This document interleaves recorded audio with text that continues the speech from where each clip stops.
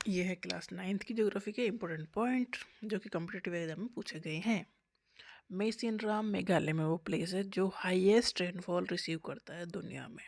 सबसे ज़्यादा बारिश होती है मेसिनराम में, मेघालय में। लोकल विंड है लू, जो नॉर्थन इंडिया में या नॉर्थन प्लेन में गर्मियों में चलती है। तो लोकल विंड लू किस जगह चलती है? इंडिया के नॉर्थन प्लेन में। फ्लोरा किस रिप्रेजेंट करता है? प्लांट को। और फाना रिप्रेजेंट करता है एनिमल को, animal species.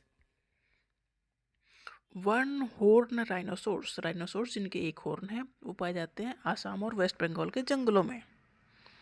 Wild life protection act पारित हुआ 1972 में। पूछा गया है ये वाइल्ड लाइफ प्रोटेक्शन एक्ट से सारे क्वेश्चन पूछे गए हैं। वन हॉर्न, एक हॉर्न का राइनोसोर्स कहाँ पाया जाता है? आसाम और वेस्ट बंगाल के जंगलों में पाया जाता है। वाइल्ड लाइफ प्रोटेक्शन एक्ट कब पारित हुआ? 1972 में पारित हुआ। लू लोकल विंड है कहाँ की? नॉर्थन इंडिया की। सबसे ज़्यादा बारिश कहाँ होती है? मेसिनराम मेघालय में। बर्थ रेट क्या है?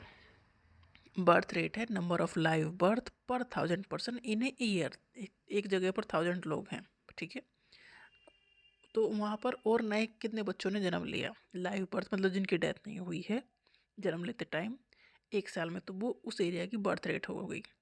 ऐसे ही डेथ रेट है, नंबर ऑफ डेथ पर 1000 पर्सन इन ए ईयर। एक साल में 1000 लोगों में से कितने लोगों की डेथ हो गई, तो वो उस एरिया की डेथ रेट हो गई। सेक्स रेशियो है नंबर ऑफ फीमेल पर 1000 मेल इन ए पॉपुलेशन, मतलब 1000 मेल्स है तो उनके उसमें कितने फीमेल हो गई। रेशियो क्या है फीमेल और मेल का? तो ये सेक्स रेशियो हो गया। लिटरेसी या लिटरेसी से कहते हैं 7 साल से बड़ा कोई भी हो, 7 साल या उससे बड़ा कोई भी हो, who can read write and understand in any language. लिखना पढ़ना अच्छे से जानता हो, लिख सकता हो, पढ़ सकता हो, 7 साल से बड़ा कोई भी हो, उसे लिटरेट काउंट किया जाएगा। ऐसे ही लिटरेसी रेट काउंट होती है। प्राइमरी एक्टिविटीज़, ये काफ़ी अच्छा क्वेश्चन है, काफ़ी पूछा गया क्वेश्चन है। प्राइमरी एक्टिविटीज़ के अंदर कौन कौन सी एक्टिविटीज़ आती हैं? Agriculture, animal husbandry, forestry, fishing, mining, enquiring, मतलब जो हमें चीज़ें डायरेक्ट नेचर से मिल रही हैं वो प्राइमरी एक्टिविटीज़ हैं। और जो प्राइमरी रिसोर्सेज हैं उन्हें यूज़ करके हम कुछ नया बना रहे हैं वो सेकेंडरी एक्टिविटीज़ हैं, जैसे कंस्ट्रक्शन है, मैन्युफैक्चरिंग है, इंडस्ट्री, ये सेकेंडरी एक्टिविटीज़ हैं।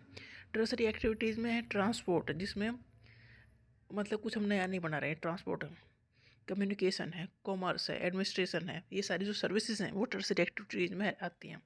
टर्सरी एक्टिविटीज़ हेल्प करती है प्राइमरी और सेकेंडरी सेक्टर को। तो काफ़ी अच्छा क्वेश्चन है, काफ़ी पूछे जाते हैं कि प्राइमरी एक्टिविटीज़ कौन कौन सी हैं।